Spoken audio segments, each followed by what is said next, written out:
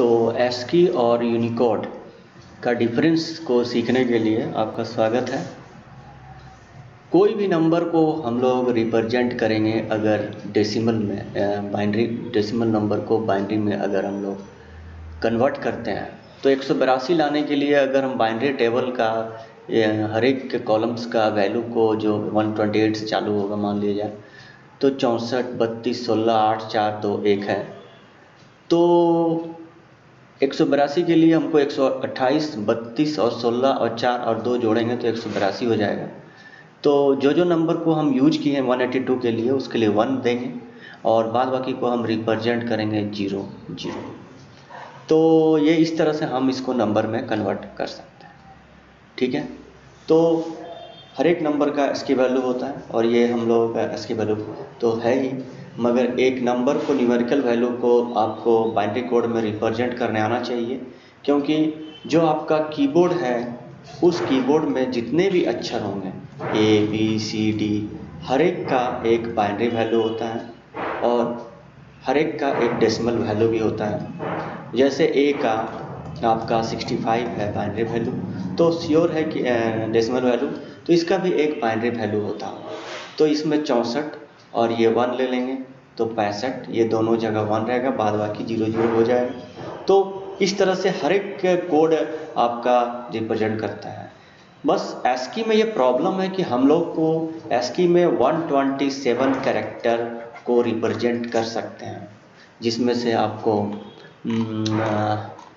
ये आप देख सकते हैं एस्की कोड, जिसमें हर एक अक्षर का एक एस्की वैल्यू है और एस्की न्यूमेरिकल वैल्यू है, और जिसको हम लोग बाइनरी कोड में यहाँ पर रिप्रेजेंट करके भी रखे हैं।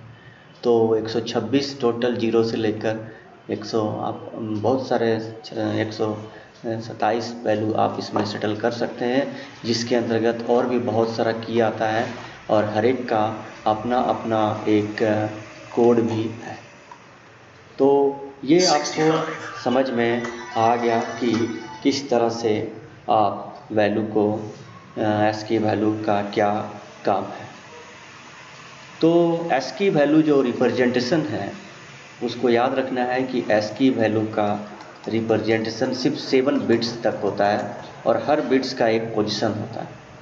तो 64 पहला पोजीशन है, फिर 32 है, फिर 16 है, फिर 8 है, फिर 4 है, फिर 2 है, फिर 1 है। तो 1, 2, 3, 4, 5, 6, 7 बिट्स को रिप्रेजेंट करता है। और चूँकि ए के लिए 64 और 1 जो दोनों 65 हो जाएगा, बाद बाकी 0 रिप्रेजेंट करेगा, इसीलिए आपको ये ए का एस्की वैल्यू आपका सेटल होगा। तो हर एक अक्षर के लिए आपके लिए वैल्यू है, ए है, बी है, सी है, डी है, ई है, एफ है, जी है, ए है, बी है, सी है, डी है, इसके लिए भी है। मगर कुछ की ऐसा भी है जैसे बैक स्पेस, तो बैक स्पेस के लिए भी कोड है 8 नंबर, एस्केप के लिए भी कोड है 27 नंबर, जैसे टैब के लिए कोड है 9 नंबर, और इंटर के लिए है 13 नंबर, और डिलीट के लिए है 127 लास्ट नंबर। इसके अलावा सिर्फ इतना से काम नहीं चला, प्रॉब्लम है कि ग्रीक लेटर भी है, क्रिलिक भी है, आर्मेनियम भी है, हैब्रू भी है, देवनागरी भी है, तो बहुत सारा है, और साथ में इमोजी सब भी है। तो इन सब को यूनिकोड में रिप्रेजेंट करना पड़ता है। आप इसके लिए एस्की उतने कैरेक्टर को सपोर्ट नहीं करते। एस्की आपको पता है सिर्फ 0 to 127 में ही सबको निपटाता है। तो यूनिकोड में हम लोगों को, तो यूनिकोड में देखना होगा कि अल्फ़ाबेट्स, सिंबल्स, क्योंकि बहुत सारे लैंग्वेज में सिंबल्स हैं, इमोजी जो आजकल टेक्नोलॉजी में चल रहा है, तो ये सब आपका एस्की में नहीं सपोर्ट करेगा। तो हम लोग क्या करें? तो हमारे पास इसके लिए ऑप्शन है कि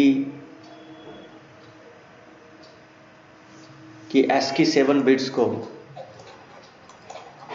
एक्सटेंड कर दिया गया ASCII 8 बिट्स में,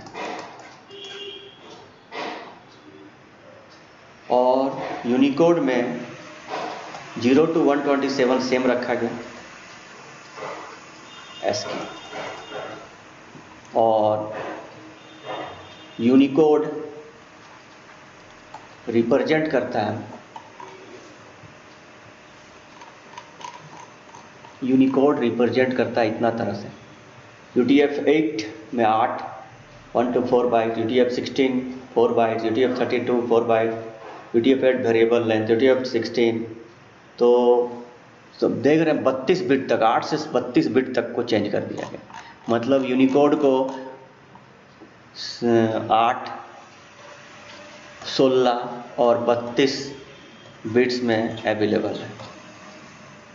और 32 बिट्स में कितना कैरेक्टर सपोर्ट हो सकता है, तो आप सोच ही नहीं पाइएगा।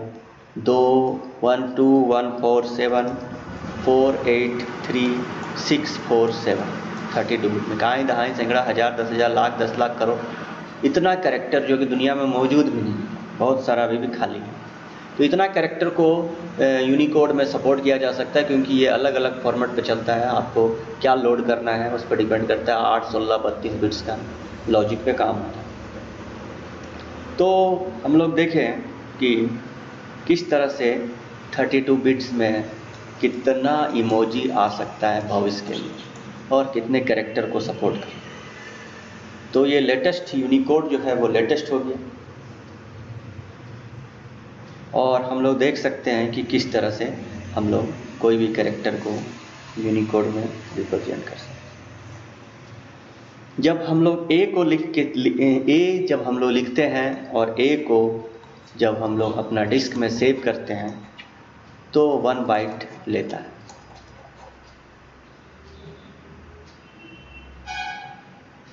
और अगर हम Alt+1 दबा दिए, Alt के साथ 1 नंबर पैड, तो ये इसी को 4 बाइट्स मेमोरी में सेव करता है और कोई दूसरा कैरेक्टर आ जाएगा तो ये 32 बिट्स कैरेक्टर के हिसाब से आ जाएगा। तो इस तरह से ये यूनिकोड हो गया, और ये ASCII आप बोल सकते हैं। तो इस तरह से आपको समझ में आया कि यूनिकोड और बिट्स में क्या अंतर है ASCII और यूनिकोड में। आप लोग को ये वीडियो समझ में आया होगा कि इस तरह से तुम देख सकते हो कि यूनिकोड में चाहे जो यूनिकोड का वर्जन हो, शुरू का एक जो 127 कैरेक्टर है सेम रखा गया है, क्योंकि वो प्राइमरी लैंग्वेज का हम लोग का। बाद बाकी तुम यूनिकोड में किसी तरह का सिंबल के लिए भी कुछ भी रिप्रेजेंट किया जा सकता है। 2 बिलियन कैरेक्टर को हम लोग रिप्रेजेंट करते हैं। तो ये समझ में आ गया होगा कि यूनिकोड और ASCII में क्या डिफरेंस है। और धन्यवाद वीडियो देखने के लिए। सब्सक्राइब करिए हम लोग का चैनल। Thank you.